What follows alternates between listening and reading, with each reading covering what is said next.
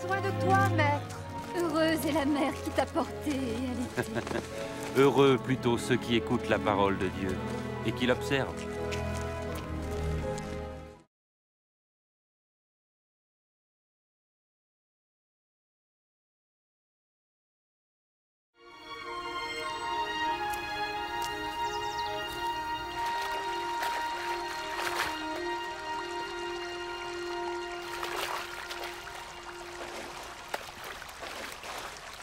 Apprends-nous à prier, comme Jean l'a appris à ses disciples.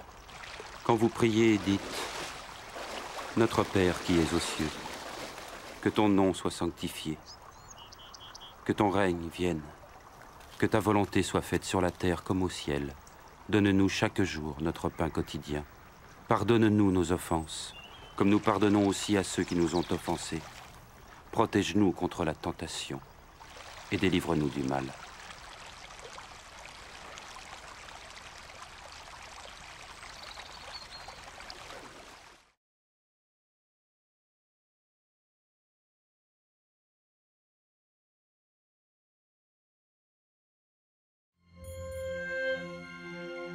Dans les Saintes Écritures, Dieu déclare que le Messie viendrait pour être le sauveur du monde. La vie de Jésus prouve qu'il est bien celui dont les prophètes avaient parlé. Ésaïe a prophétisé que la Vierge deviendrait enceinte et qu'elle enfanterait un fils. Des siècles plus tard, la naissance de Jésus accomplissait cette prophétie.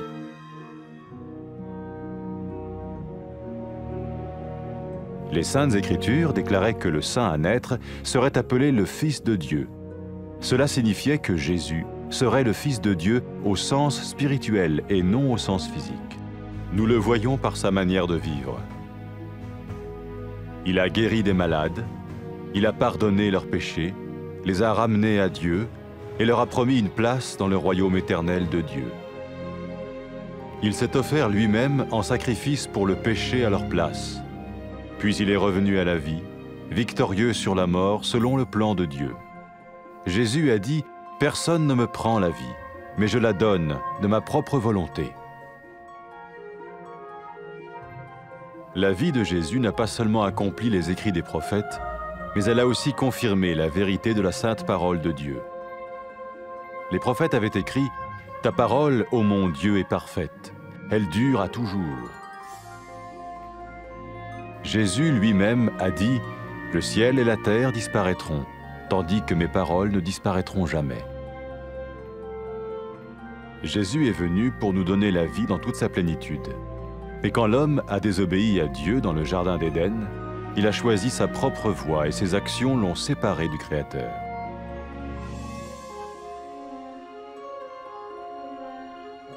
Les Saintes Écritures déclarent que tous ont péché et que le salaire que paye le péché, c'est la mort. Il s'agit de la mort spirituelle, éternelle séparation d'avec Dieu. Mais tout comme Dieu a donné un bélier pour qu'il meure à la place du fils d'Abraham, ainsi il a envoyé Jésus, le Messie, mourir à notre place. Sa vie, sa mort et sa résurrection restaurent la relation entre Dieu et tous ceux qui mettent leur confiance en lui. Maintenant, non seulement Jésus pardonne les péchés de ceux qui le suivent, mais il les sauve aussi du jugement éternel de Dieu. Ils sont sûrs d'aller au paradis et de vivre avec lui pour toujours. C'est cette vie et cette liberté de la culpabilité et du pouvoir du péché que Jésus offre à chacun aujourd'hui. Cela ne veut pas dire suivre une religion, mais choisir d'avoir foi en Jésus qui dit « Je me tiens à la porte et je frappe. Si quelqu'un entend ma voix et ouvre la porte, j'entrerai chez lui. » Cela veut dire se tourner vers Dieu et croire que Jésus vient dans nos vies pardonner nos péchés et nous rendre tels qu'il veut que nous soyons. Il ne suffit pas d'approuver intellectuellement ce qu'il dit, ni de vivre une expérience émotionnelle. Nous le recevons par grâce, au moyen de la foi, par un acte de notre volonté. Lorsque quelqu'un est prêt à suivre Jésus le Messie, il peut lui parler par une simple prière. Peut-être êtes-vous prêt maintenant à ouvrir votre vie à Dieu. Si oui, vous pouvez vous joindre à la prière suivante, silencieusement. dans votre cœur. Seigneur Jésus, j'ai besoin de toi. Merci d'être mort sur la croix pour mes péchés.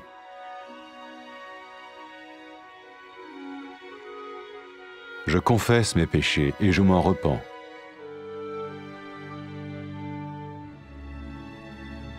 Je t'ouvre la porte de ma vie et je te reçois comme mon Sauveur et Seigneur.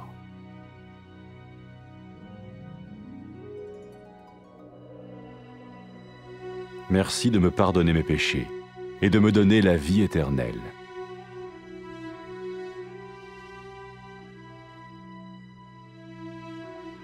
Fais de moi le genre de personne que tu veux que je sois.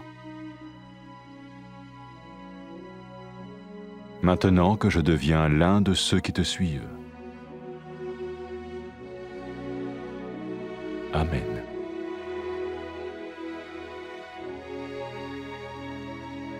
Jésus a dit à propos de ses disciples, « Mes brebis écoutent ma voix, je les connais et elles me suivent. » Pour expérimenter la vie en abondance promise par Jésus, ceux qui le suivent parlent à Dieu chaque jour dans la prière et lisent ou écoutent sa parole. Ils parlent de lui à d'autres personnes et rencontrent régulièrement ceux qui l'aiment et le suivent. N'oubliez pas sa merveilleuse promesse. Tout pouvoir m'a été donné dans le ciel et sur la terre. Et sachez-le, je vais être avec vous tous les jours, jusqu'à la fin du monde.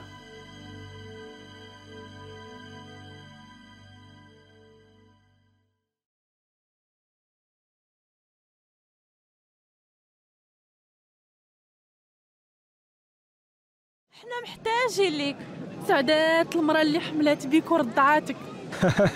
في الحقيقة سعدات اللي كيسمعوا كلام الله ويديروا به.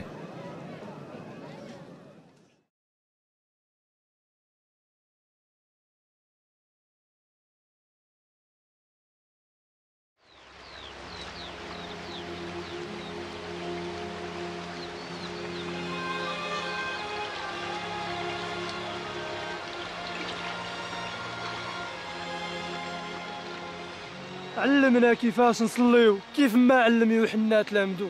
ملي تصليو قولوا يا بونا اللي في السماء بغينا سميتك تتقدس وتجي مملكتك وتكون مشيئتك على الارض كما هي في السماء.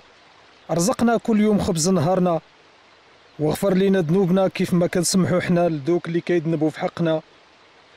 ما تخليش الشيطان يغر بينا وبعد الشر علينا. امين.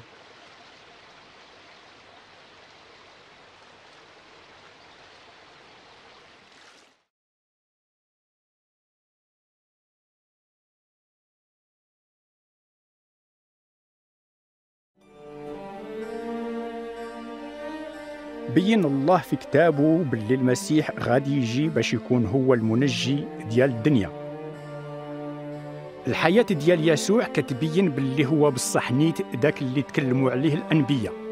تنبأنا به الله إشعياء وقال ها العزبة غادي تحمل بولد وغادي يتولد صبي. ومن بعد ما دازت قرون تحققت هذه النبوة من اللي تزاد يسوع. وبين لنا كتاب الله باللي داك الولد المقدس اللي غادي يتزاد غادي يتسمى ابن الله.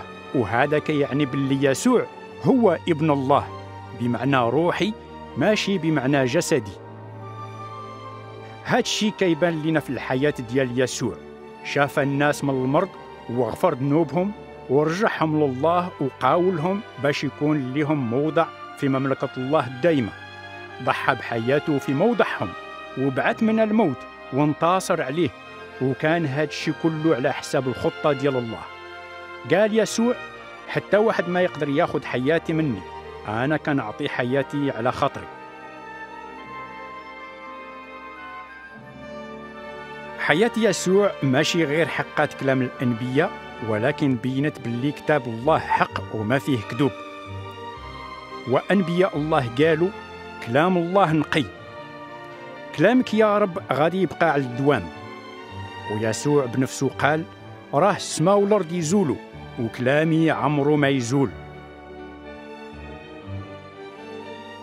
جا يسوع يعطينا حياة كاملة على حقاش من اللي عصى بنادم الله في جنة عدن اختار يتبع طريقه الباطلة، هكذا فرقاتو أعمالو على اللي خلقه.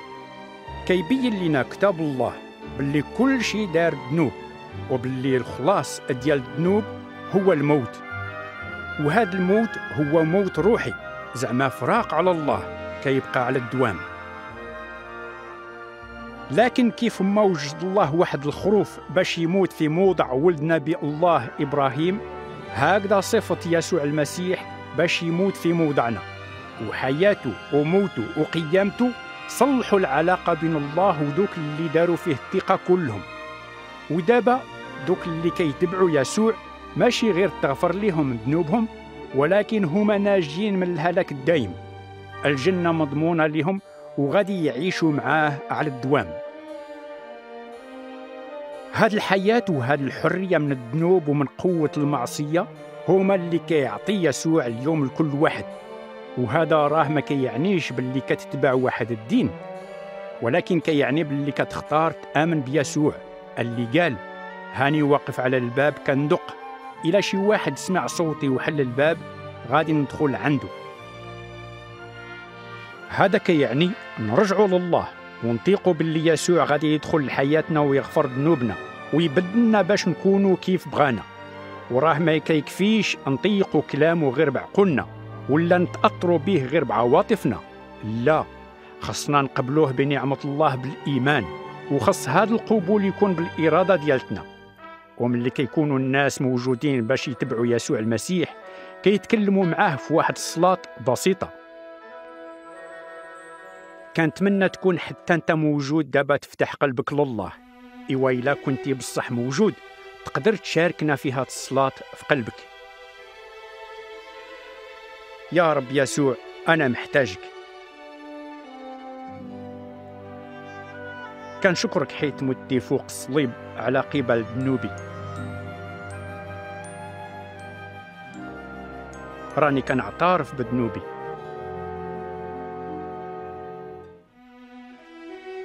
وكنفتح باب قلبي وكنرحب بيك منجي وربي.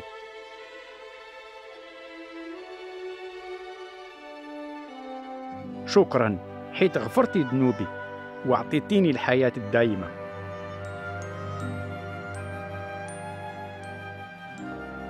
بدلني وردني كيف بغيتيني انت نكون،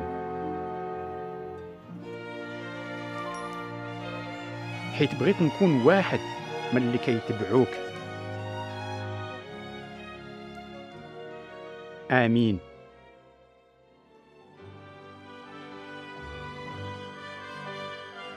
قال يسوع على دوك اللي كيتبعوه خرفاني كيعرفوا صوتي، أنا كنعرفهم وهما كيتبعوني. إلا بغيتي تعيش الحياة الكاملة اللي قاول بها يسوع خاصك تعرف باللي دوك اللي كيتبعوه كيتكلموا مع الله في الصلاة كل نهار وكيقراو كلامه، واللي كيسمعوا ليه وكيخبروا الناس الآخرين عليه، وكيتلاقاو دايما مع دوك اللي كيبغيوه كيتبعوه. ما تنساش كلامه العجيب من اللي قال تعطاتني كل القوة في السماء والأرض، هاني معكم ديما حتى تسالي الدنيا.